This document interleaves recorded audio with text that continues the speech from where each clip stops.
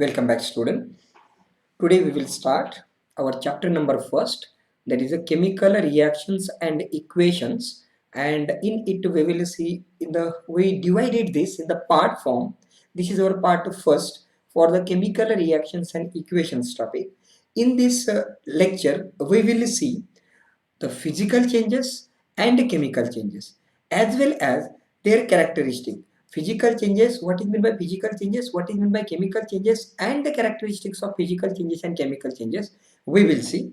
As well as third point we will see, that is a chemical reactions, reactants, products, what is meant by reactants, what is meant by products, and sixth number point, previous year question. On these points, what type of the question CBSE asked for the final exam, that we will see. Okay, now in this chapter, this is a synopsis of first number topic, right? So from the 1.1 chemical equation, then 1.1.1 writing the chemical equation. What are the ways, different ways to write the chemical equation, as well as we will see 1.1.2, that is a balanced chemical equation. Here are total 7 steps to how to balance these reactions or different types of the reaction, how in what way we can balance, that we will see here.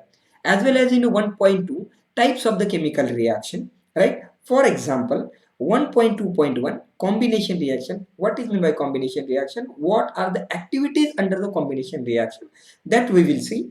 As well as 1.2.2 decomposition reaction. In the decomposition reaction, whatever the different types of the activities are, that we will see, or 3 types of the decomposition reaction, that we will discuss in detail with the help of the activity. Okay, now next, there is 1.2.3 displacement reaction. What is meant by displacement reaction and its activity, their observation and conclusion, that we will see. As well as we will see 1.2.4 double displacement reaction, right? As well as in the CBSE textbook 1.2.5 oxidation and reduction. What is meant by oxidation, what is meant by reduction, what is meant by oxidizing agent and reducing agent, that we will see here. And next point is 1.3, have you observed the effect of oxidation reaction in everyday life?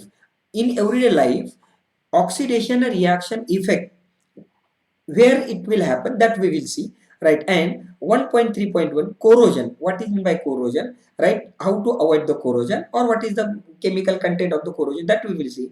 And next one is last point from the first number topic, 1.3.2 rancidity. What is meant by rancidity, how to prevent the rancidity, that we will see here, right?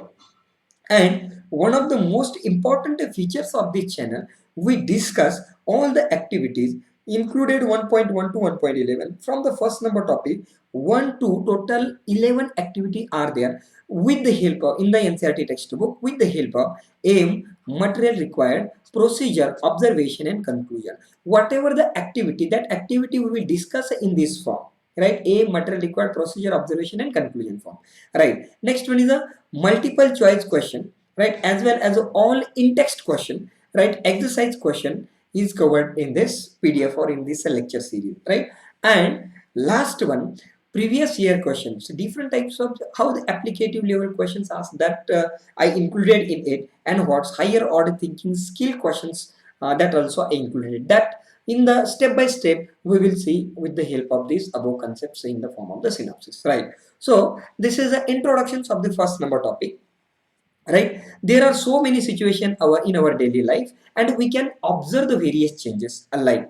अब हमारी जो daily routine life है उसमें बहुत सारे changes होते हैं. कौन से चेंजेस है? जैसे कि when milk is left at a room temperature during the summer, अगर आप मिल्क को समर सीजन में रूम टेम्परेचर में रखोगे तो क्या होगा? ओके, नेक्स्ट वन इज और when आयरन तवा और आयरन पैन और iron nail is exposed to humid atmosphere, अगर आप आयरन तवा को, आयरन पैन को, अगर आयरन नेल को अगर आप ह्यूमिड एटमॉस्फेयर में एक्सपोज करोगे तो क्या होगा, राइट? ये कुछ ऑब्जर्वेशन है, कुछ चेंजेस यहाँ पे है, राइट? ग्रेप्स गेट फर्मेंटेड तो क्या होगा?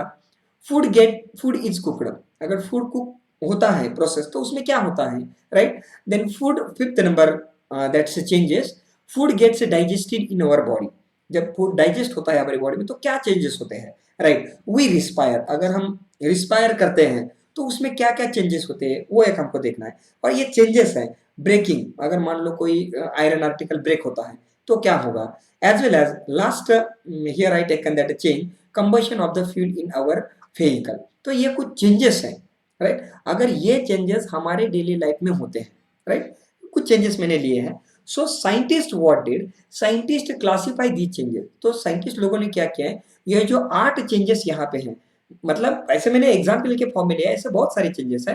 तो साइंटिस्ट ने क्या किया है, क्लासिफाई किया इस चेंजेस को in the form of the a physical changes as well as the chemical changes, in the form of physical changes and chemical changes. Now we will see step by step for the physical changes. First concept we will discuss about the physical changes, right?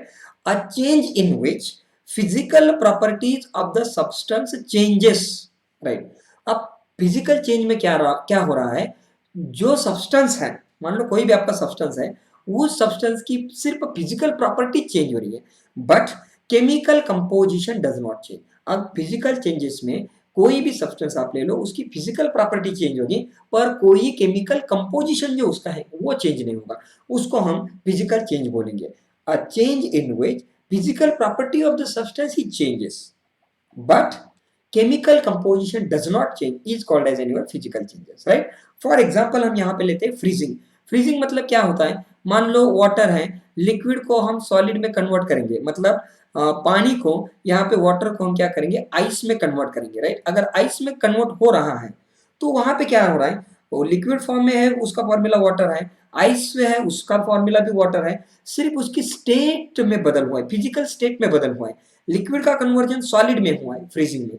अब यहाँ पे हम देखेंगे melting में। Melting क्या है, मान लो ice है, आइस का कन्वर्जन लिक्विड स्टेट में हुआ है, तो यहाँ पे चेंज इन स्टेट हुआ है, केमिकल कंपोजिशन में कोई बदलाव नहीं है।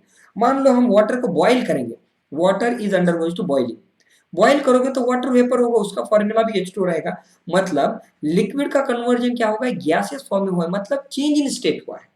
और अगर आप कंडेंसेशन करोगे, कंडेंसेशन मतलब 9th में हमने देखा है, तो गैस का कन्वर्जन लिक्विड में होगा, उसको हम कंडेंसेशन बोलेंगे। मतलब फिजिकल चेंज मतलब ऐसा है, जो भी सब्सटेंस है उसकी फिजिकल प्रॉपर्टी चेंज होगी, केमिकल कंपोजिशन उसका चेंज नहीं होगा, उसको हम फिजिकल चेंजेस बोलेंगे। उसके एग्जांपल है freezing, melting, boiling and condensation, right. अब यहाँ पे हम देखेंगे few characteristics of the physical changes, right. So in the physical changes first characteristic, no new chemical substance is form. अब जब फिजिकल चेंजेस आपका हो रहा है तब उसमें कोई भी नया केमिकल सब्सटेंस तैयार नहीं होता है। फॉर एग्जांपल आप मान लो, अगर आप वाटर को बॉईल करोगे तो गैसियस फॉर्म में जाएगा पर वाटर वेपर रहेगा, वो नया केमिकल सब्सटेंस कोई चेंज नहीं हुआ है, ओके, नया सब्सटेंस कोई तैयार नहीं हुआ है।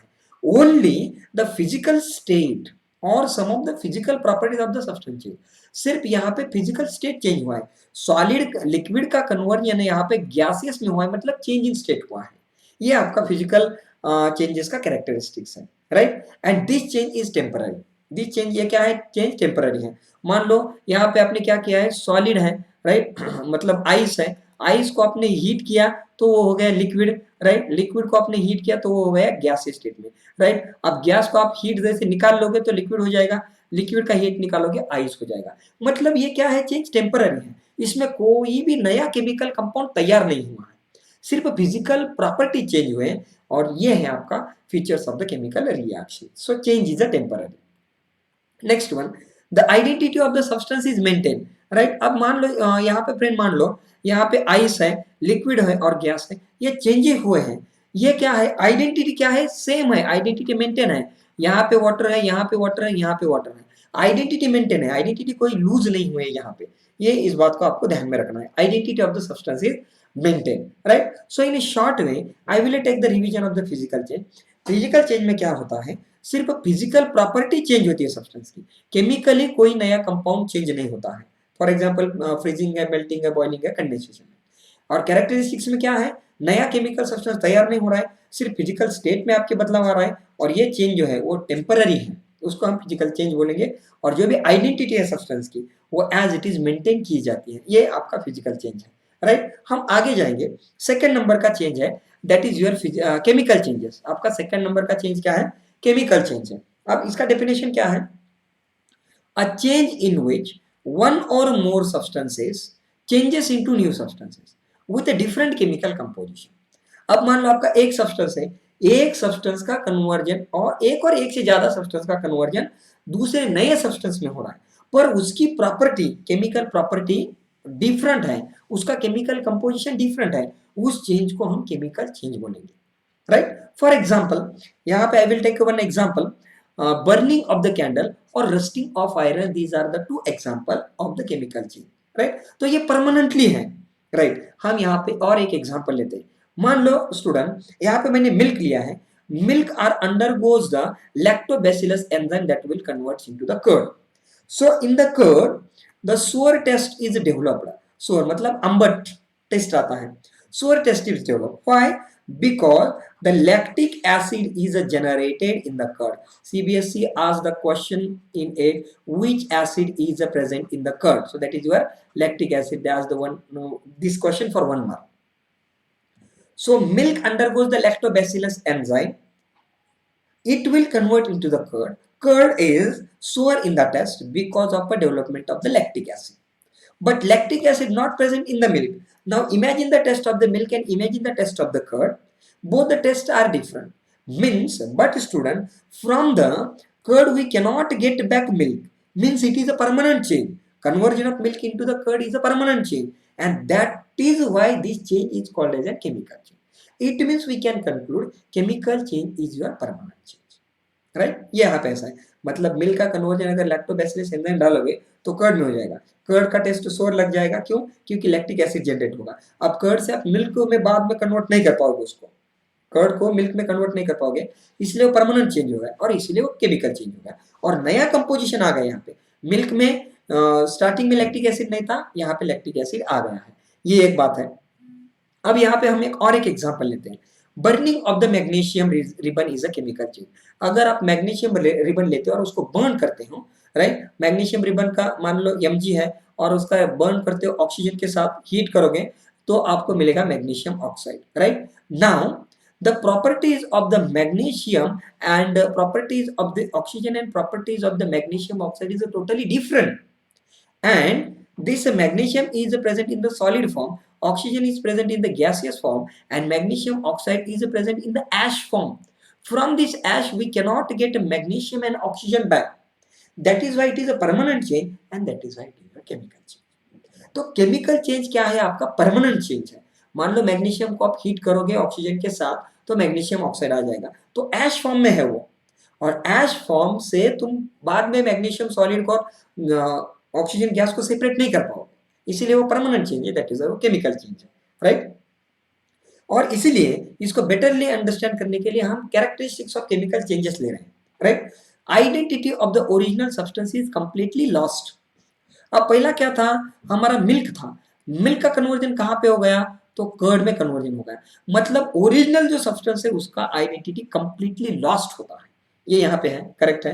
अब मैग्नीशियम और ऑक्सीजन है, इसका आइडेंटिटी यहाँ पे मैग्नीशियम ऑक्साइड में कंप्लीटली डिफरेंट है, ये हो गया। Second number, the change is permanent. अब इसमें क्या है? चेंज परमानेंट है, यस। मिल्क का अगर कन्वर्जन कर्ड में होता है, कर्ड बाद में मिल्क में कन्वर्ट नहीं होता है, इसीलिए वो चेंज परमानेंट है, मतलब केमिकल चेंज परमानेंट है, right. Next, change can not be reversed. Yes, milk बाद में और कर्ड का कन्वर्जन मिल्क में नहीं हो सकता है, मैग्नीशियम ऑक्साइड का कन्वर्जन मैग्नीशियम और ऑक्सीजन में नहीं हो सकता है, तो change can not be reverse, वो वापस नहीं आ सकता है, परमानेंट है, राइट। आइडेंटिटी जो ओरिजिनल सब्सटेंस की आइडेंटिटी कंप्लीटली लॉस हुई है यहाँ पे, राइट। और substance after the change can not come back at original state. जब चेंज होता है तब वो ओरिजिनल स्टेट में नहीं आता है, कतई नहीं आता है। मैंने यहाँ पे 2-3 टाइम्स एग्जांपल बताया। और a new substance is always produce, और यहाँ पे नया सब्सटेंस प्रोड्यूस होता है, न्यू केमिकल प्रॉपर्टीज यहाँ पे आती है, तो उसको हम क्या बोलते हैं? केमिकल चेंज बोलते हैं। तो इन शॉर्ट में हमको केमिकल चेंज क्या है ये रिवाइज करना है। अब केमिकल चेंज मतलब क्या होता है फ्रेंड?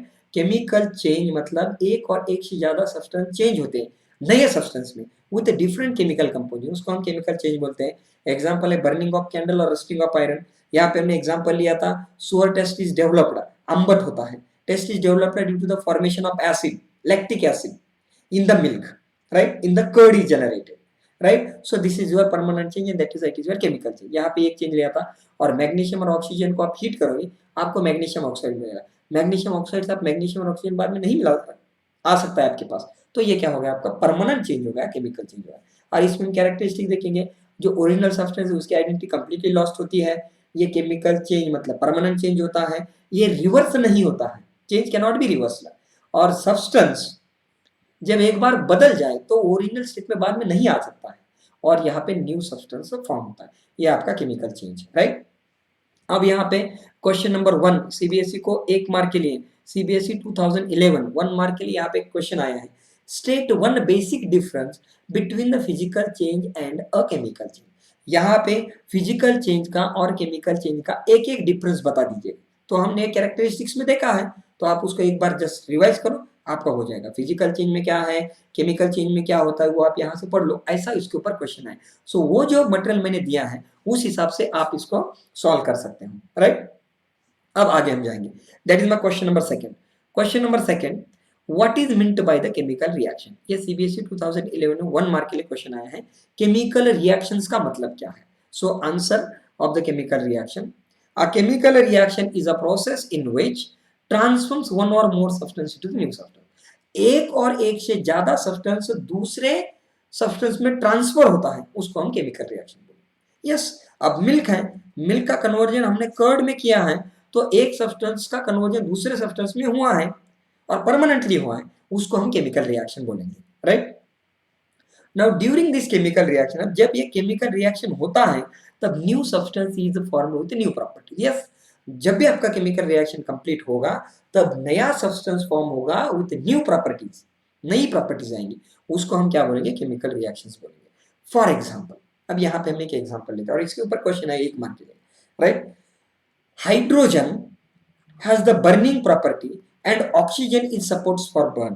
हाइड्रोजन बर्निंग प्रॉपर्टी दिखाता है, ऑक्सीजन बर्निंग को सपोर्ट करता है, but chemical reaction of hydrogen and oxygen forms a water molecule. Water molecule is formed, hydrogen और ऑक्सीजन का जब कंबाइन होता है तो वाटर मॉलिक्यूल हम तैयार मिलता है हमको, and that water molecule is used as an fire extinguisher. अब वाटर मॉलिक्यूल का यूज हम कहाँ पे करते हैं, आग को बुझाने के लिए करते हैं। क्यों करते हैं ऐसा, क्योंकि जो प्रॉपर्टीज है कंपाउंड वाटर की, ये प्रॉपर्टी यहाँ पे डिफरेंट है as the constituent element, that is hydrogen और ऑक्सीजन। हाइड्रोजन की प्रॉपर्टी बर्निंग की है, ऑक्सीजन बर्निंग को सपोर्ट करता है, पर इन दोनों के कॉम्बिनेशन से जो प्रोडक्ट हमको मिला है वाटर मॉलिक्यूल, उसकी प्रॉपर्टी डिफरेंट है, उसकी प्रॉपर्टी डिफरेंट है। So that is why properties of the constituent element and properties of the compound is different.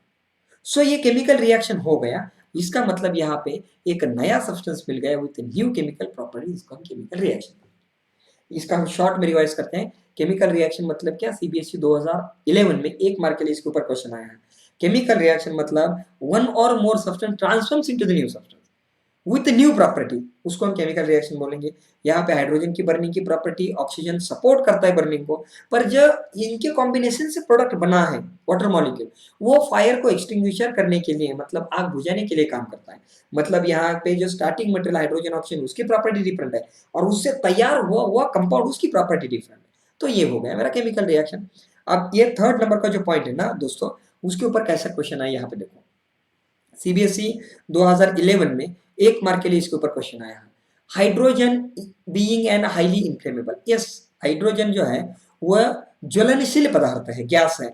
Oxygen being supporter of the combustion, तो ऑक्सीजन जलने के लिए मदद करता है। At water which is a compound, अब hydrogen और ऑक्सीजन ये क्या है, इनफ्लेमेबल है, ये सपोर्ट करता है, और उससे वाटर मॉलिक्यूल का जो कंपाउंड आया है, made up of hydrogen and oxygen, is used to fire extinguish or extinguish the fire। why, अब ऐसा क्यों है, क्यों है ऐसा, तो मैंने ये तो बताया। यहाँ पे क्वेश्चन क्या पूछा, यहाँ पे देखो, हाइड्रोजन और ऑक्सीजन, हाइड्रोजन की प्रॉपर्टी बर्निंग है, ऑक्सीजन की सपोर्ट्स है, तो कम वाटर मॉलिक्यूल जो फॉर्म होता है वो आग बुझाने के लिए काम में आता है। ऐसा क्यों, क्यों है ऐसा, क्योंकि यहाँ पे मैंने उसका आंसर दिया है, जो प्रॉपर्टीज हैं केमिकल रिएक्शन से, जब केमिकल रिएक्शन होता है हाइड्रोजन और ऑक्सीजन का, उससे डिफरेंट कंपाउंड होता है, उसकी डिफरेंट केमिकल कंपोजिशन होता है, उसकी डिफरेंट प्रॉपर्टीज होती है, इसीलिए वो फायर एक्सटिंग्विशर के लिए होता है एज कम्पेयर टू हाइड्रोजन और ऑक्सीजन। यहाँ पे आपको आंसर मिलेगा, राइट, ओके। तो नेक्स्ट है, नेक्स्ट हमारा है रिएक्टेंट्स। अब रिएक्टेंट्स मतलब क्या है, हम बहुत इंपॉर्टेंट है, रिएक्टेंट्स मतलब क्या है, the substance which takes parts in the chemical reaction is called as an reactant. जो ऐसा पदार्थ है जो केमिकल रिएक्शन में भाग ले रहा है, उसको हम बोलेंगे रिएक्टेंट्स। ऐसा पदार्थ है जो केमिकल रिएक्शन में भाग ले रहा है, उसको हम रिएक्टेंट्स बोलेंगे। अब ड्यूरिंग द केमिकल रिएक्शन, जब केमिकल रिएक्शन हो रहा है, amount of the reactant is decreases, reactant का अमाउंट धीरे धीरे धीरे डिक्रीज होता है, इस बात को समझ लीजिएगा। राइट राइट जब मिल्क है, मिल्क का कन्वर्जन कर्ड में होता है, तो मिल्क का अमाउंट धीरे धीरे कम होता जाएगा और कर्ड का बढ़ता जाएगा। Right so reactant always return on left hand side. जब रिएक्टेंट आप लिखते हो तो रिएक्टेंट आप कहाँ पे लिखते हो, लेफ्ट हैंड साइड में लिखते हो।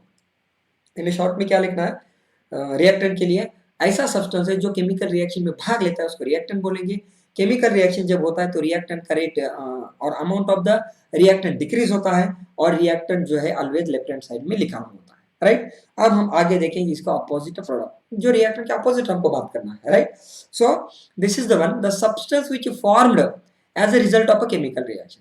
जो केमिकल रिएक्शन का रिजल्ट है, जो फॉर्म होता है केमिकल रिएक्शन होकर, उसको हम प्रोडक्ट बोलेंगे। Means the substance which is formed after the chemical reaction, उसको हम क्या बोलेंगे, प्रोडक्ट बोलेंगे। और जब प्रोडक्ट होता है during the chemical reaction, amount of the product is increase. और जब केमिकल रिएक्शन होता है तो प्रोडक्ट का ये क्या होता है, प्रोडक्ट का अमाउंट बढ़ता जाता है। यस मिल्क है, मिल्क का amount, milk is converted into the curd, so milk का अमाउंट कम होता जाएगा और कर्ड का अमाउंट बढ़ता जाएगा। मिल्क क्या है, लेफ्ट हैंड साइड में लिखा है, और ये कर्ड क्या है, राइट हैंड साइड में लिखा हुआ है। राइट यहाँ पे मेरा नेक्स्ट वही है कि the products are always written on the right hand side. तो ये है, मतलब प्रोडक्ट का क्या डेफिनेशन लिख सकते हैं, जब केमिकल रिएक्शन होता है और केमिकल रिएक्शन होने के बाद जो सब्सटेंस हमको मिलता है उसको हम प्रोडक्ट बोलेंगे।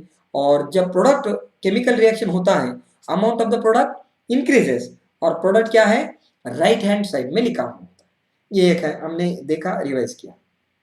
आगे चलेंगे हम। अब यहाँ पे मान लो रिएक्टेंट 1 है प्लस रिएक्टेंट 2 है और आपका प्रोडक्ट मिल गया। राइट तो इस साइड में हमको लेफ्ट हैंड साइड में रिएक्टेंट लिखना है और राइट हैंड साइड में हमको प्रोडक्ट लिखना है, इस बात को ध्यान में रखिए। एक एग्जांपल मैंने दिया है यहाँ पे, आपको स्टोइकियोमेट्री मत देखो। राइट रिएक्शन देखो सिर्फ, N2 प्लस थ्राइस-H2 ये मेरे रिएक्टेंट्स है जो कि मेरे लेफ्ट हैंड साइड में लिखे हुए हैं, और N2 प्लस थ्राइस-H2 मुझे मिल गया 2 molecule of ammonia 2NH3, that is the product which are written at the right hand side.